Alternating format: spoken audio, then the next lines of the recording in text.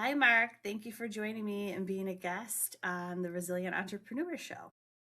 Thanks, Kate.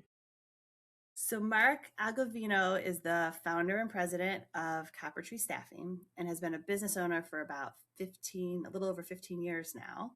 Tell us a little bit about your business. So we're basically focused on talent acquisition for small to mid-sized companies, um, mostly in the IT tech space, but also in some financial services and other areas too. Perfect. So, being a business owner for 15 years, you've got to have this, you've got to have a lot of stories. You have to have been there and done that and seen that and have the badges of honor to share. So, I'm excited to hear a little bit about your favorite achievement. So, your proudest accomplishment or achievement as a business owner. We'll start with the easy one. How did it happen? Yeah, so ironically, I guess the thing that I was proudest about was figuring out the need to diversify.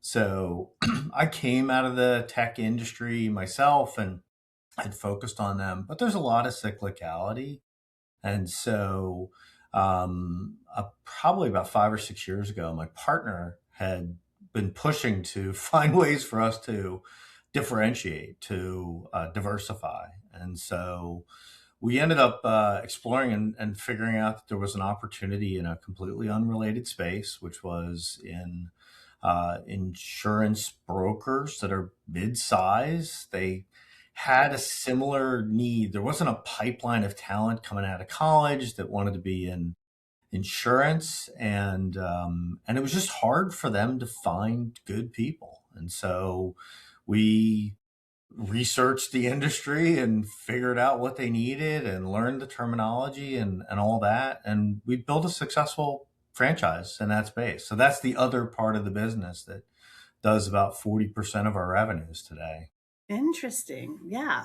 Complete different pivot from corporate IT staffing that you would think of, right? Probably something totally different, but insurance brokers, I guess it's not, maybe it will pick up in popularity as corporate jobs shift and get disrupted by AI. And I don't know if insurance brokerage is one of those untouchable future businesses and trades.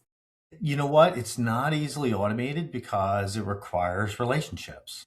Yeah. That's what makes that work.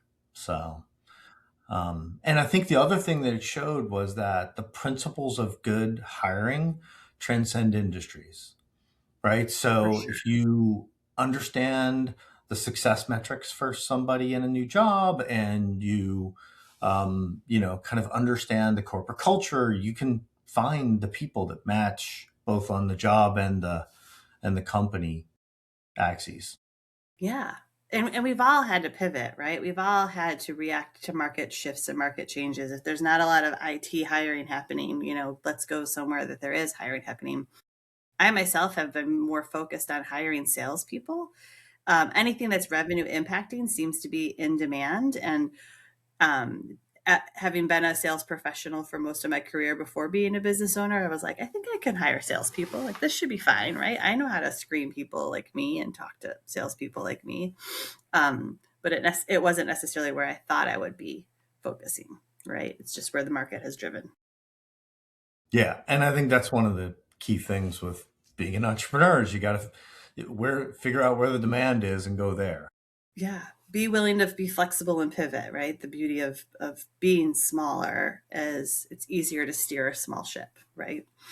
Um, So we also know that being a business owner, talking about pivoting and having to watch for waves that could capsize your boat, that being a business owner comes with its challenges. So usually on social media and websites and LinkedIn, we're always talking about the highlight reel and the successes and the achievements, and it's often hard for people to be vulnerable and actually share a mistake or a hard lesson that they made along the way during the growth journey and the experience. And so, are you willing to share one of those stories with us about an opportunity to learn from a mistake that was made? Yeah, yeah. Listen, but part of being an entrepreneur is experimenting and trying to figure, alternative sometimes it's an alternative business model. And so one of the things that I did a few years ago when there was a slowdown in kind of hiring, in a traditional way, contingent recruiter, high fee, that kind of a stuff.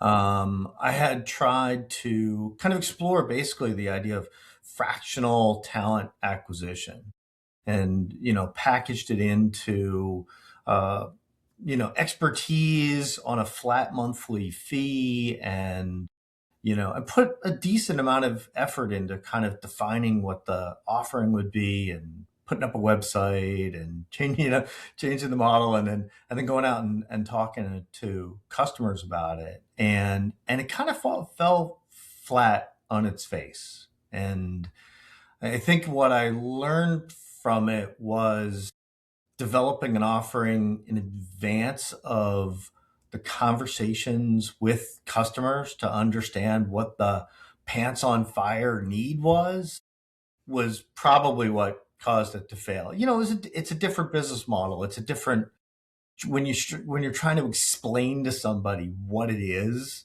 as opposed to saying, "I have your solution here." Like, it's an uphill climb. For sure. I relate so much to that because you know that my second business is fractional talent, and it's picked up all the buzz.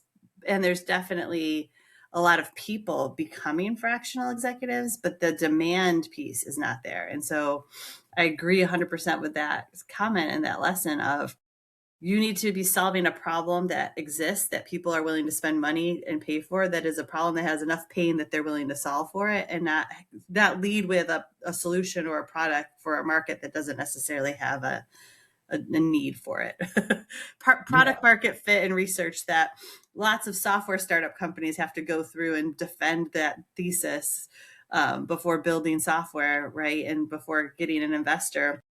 But when it's people like you or I that are bootstrapping a professional services firm that can pivot easily, we may have skipped that step, that product market research step. Listen, from the inside, we can look at something and go, this makes total sense, right? Like, why wouldn't somebody Yeah. want this? But again, if there's not that burning need and pain, then, and it's an uphill battle. So, Yeah. There's not a constant lead flow coming in with demand if the problem doesn't exist. Yeah, and it's hard. You're always trying to pivot and be ahead of the market, right? But where you're getting your information from and determining what are the credible sources has also been a challenge lately too. right. Yeah. Um, well, then I'm excited to learn more about the future. We had talked a little bit before this about what's next and what does 2026 look like for you. So, what's on the plan of how you are looking to grow your business for this next year? Yeah, I think we're at an interesting inflection point, right? For talent acquisition, the last 6 years have been, waves of COVID related layoffs, and then a massive rehiring, and then more, layoffs, and the introduction of AI that's finally getting to the point where I think companies are saying we can hold off on hiring and stuff like that. I think I still think that the traditional model of contingent recruiting, 20% fees based on salaries is struggling, right? And so my kind of, watchword for the year is disruption. Figure out a way to disrupt what we're doing, but in a way that meets that burning need, because companies, in some ways, the need to hire top talent gets stronger if you're hiring fewer, right? Like, you can't afford to make a mistake. So companies need to find a way to find that top talent, but traditional recruiting is going to change. I agree. I think I love the word disruption. That should have been one of my 2026 words. But I think that traditional hiring and recruiting does need to change, right? Like the candidate experience, the automated rejection emails or no email ghosting and messaging, the fees, 20% proportionate to a salary versus maybe a flat fee schedule. There's lots of ways that we could improve the effectiveness of recruiting, and for us as external recruiting partners for those companies to help um, limited resources on a talent acquisition team, because corporate talent acquisition also got laid off. And when companies aren't hiring, they don't need a big internal recruiting function. So those corporate recruiters are usually overwhelmed when there is a hiring surge. But if it's a short lived surge, they're not going to hire more recruiters. They're just hopefully looking at, this is a short term surge of hiring, and how do we leverage external partners. So what are some of your ideas around disruption? And let's pull that thread a little bit. I'm really excited to hear how you're trying to come out ahead as a forward thinking innovator and market leader. Yeah. So one of the things that I set as a goal in the beginning of the year was, ironically, find a way within what the work we do to 3x our productivity. So massive productivity gains. How could we spend less time doing the almost more, kind of rote tasks of recruiting, in order to spend more time building relationships with good candidates and hiring managers, which I think are the most productive parts of, and frankly, the most needed parts of evaluating talent, right? So, being able to automate job postings and sourcing plans, and even searching for candidates in our own database, in external databases, come up with that short list, and then just spend more time talking to and developing those relationships. So Yeah. that's one of the things, and then figuring out, like, okay, then how does that translate to a benefit to the client? you Yeah. know and part of it may be higher quality, so an important component, right? I've been working with a couple of people that are involved in personality and assessments and cognitive assessments, and how do we build that into the process so that there's some validation of, that, like I said, there's job fit and then there's culture fit, Right. and those two are huge. And I think with the burning pants on fire issue with most of those clients is that they're hiring people that aren't working. And there's a huge cost. If you bring 100%. somebody in and after 3 to 6 months figure out they're not who you thought they were, then that is a cost that's anywhere from 30% to 200% of their salary, depending on how you calculate. Yeah. I, So, I, I agree with that. I think better upfront qualification and screening. I love the proper application of automation and AI, but remembering these candidates, this is important. This is an emotional search for them to find a job. They're a lot of cases unemployed, applying to a bunch of jobs, like getting to a level of, I hate to say it, but almost desperation. And so they need to hear back from you. You need to have empathy and know when, at what point in the interview process there's an investment that's being made, that there needs to be that human connection and not just like the auto rejection, right? um, I like the better qualification up front and better screening. You mentioned personality assessments. I also believe it's about better defining that job description, better written job descriptions up front, right? Meeting all the people, talking about the role impact, meeting the stakeholders and the people that will be involved in the interview. I think a lot of times companies recycle old job descriptions out of a database, it's not a thoughtfully well written job description. And then the internal recruiter, the external agency recruiter, the candidate are all misaligned with what the hiring manager or interviewers are actually screening for. And so we talk about quality of hire, and I think that starts at the beginning of who wrote the job description and what are the key skills that we're trying to attract to solve, for this role. Yeah. And I use the word outcomes a lot, and I think that's the most important part of my job is working with the hiring manager and trying to understand what's a successful outcome. If you hire this person, 12 months from now they get an excellent job review, performance review. What should they have accomplished? And that you can kind of work your way back from that to understand, okay, so what does that mean in terms of experiences they need to have had, skills that they need to possess or develop, and it starts to get the hiring team in better alignment.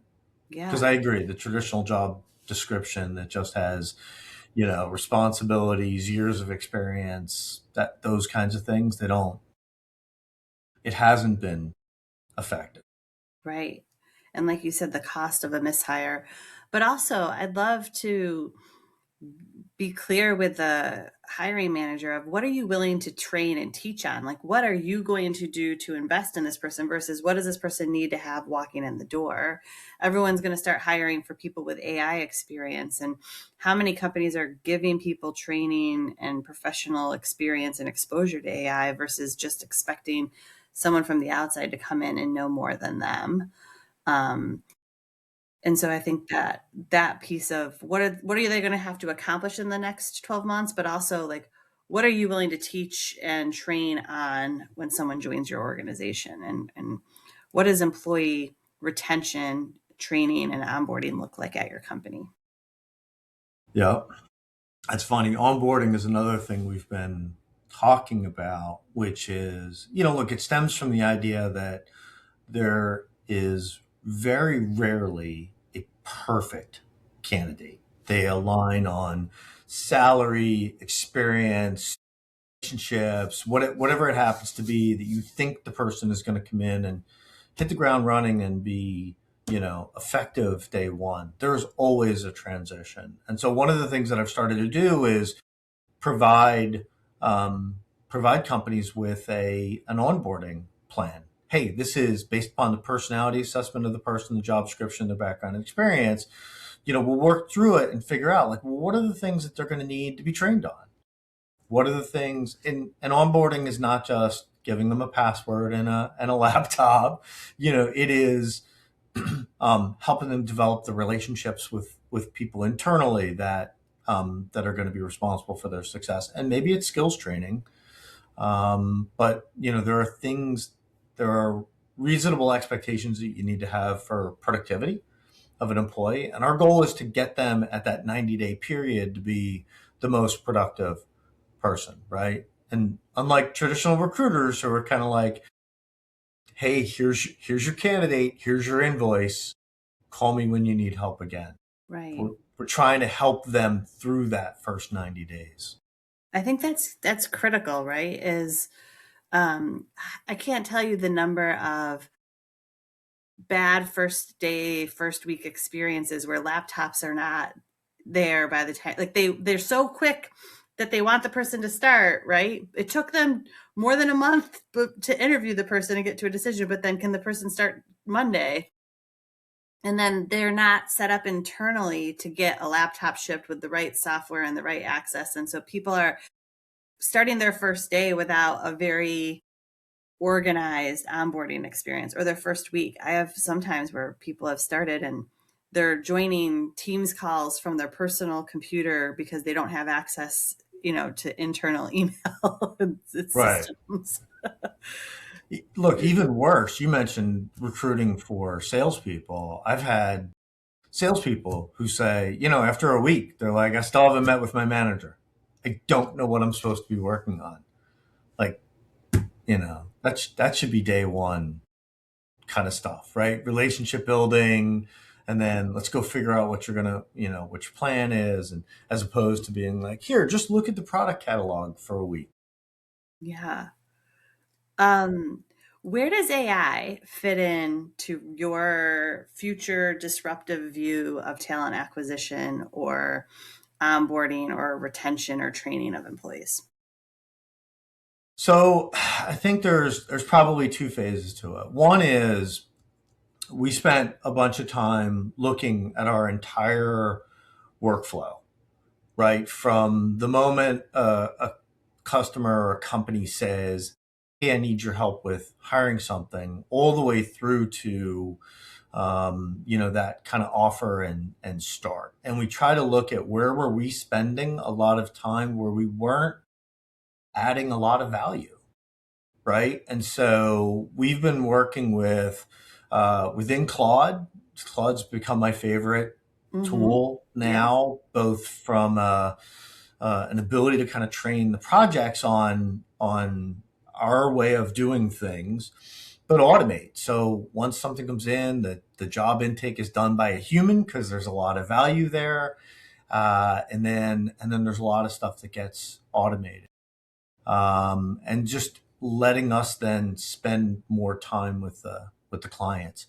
Um, I think I think what we're one direction I'm going in is being able to offer kind of a SaaS model of that recruiter with the human consultant, the oversight to do it. So there's a it may go back to kind of a flat monthly Fee. fee capability again, but you get the value of the experienced recruiter for the lower value add stuff at a low cost, and then so we're still kind of sorting through that. But I think it's a hybrid model. I think it's a hybrid augmented recruiter, if you will. Yeah. I think the business case for agentic AI, anything in the back office to coordinate next steps, follow-up communication, the bane of my existence in a recruiter role and function is interview coordinating and interview scheduling.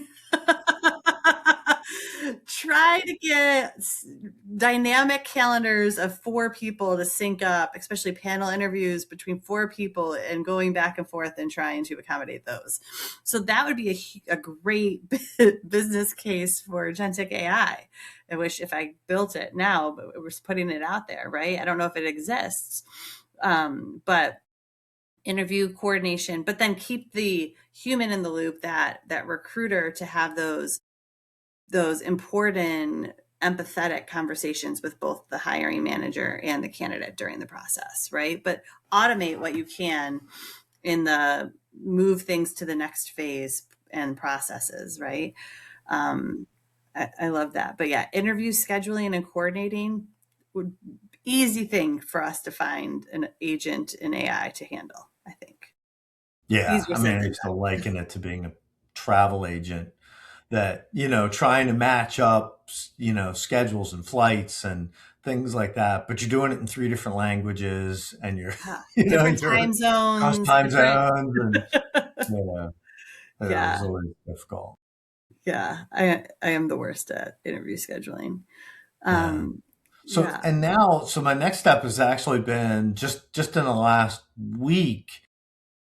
I've taken. I'm not a software developer, but I've created a dashboard that shows status across all that, and then started to build out the workflow in a web app. And for now, it's internal. It's for us to use, but it steps us through a structured process sourcing and recruiting. Yeah. Well, you said So 3x more productive, and that doesn't mean hiring three times more recruiters to get the same. That means having those recruiters have tools, software, workflows, automation, assisting them to be more productive. I think it's the increase of the productivity and the time that it takes, as well as, like you mentioned, the quality. What Making sure that maybe fewer candidate. I think the benefit of working with a person like you, an agency like yours, to a corporate recruiting team is you're going to weed through all of the candidates that are not a fit and only present the best suited, best qualified candidates. So you may only submit 3 or 5 people per position and take 100 people that they're not having to sift through themselves.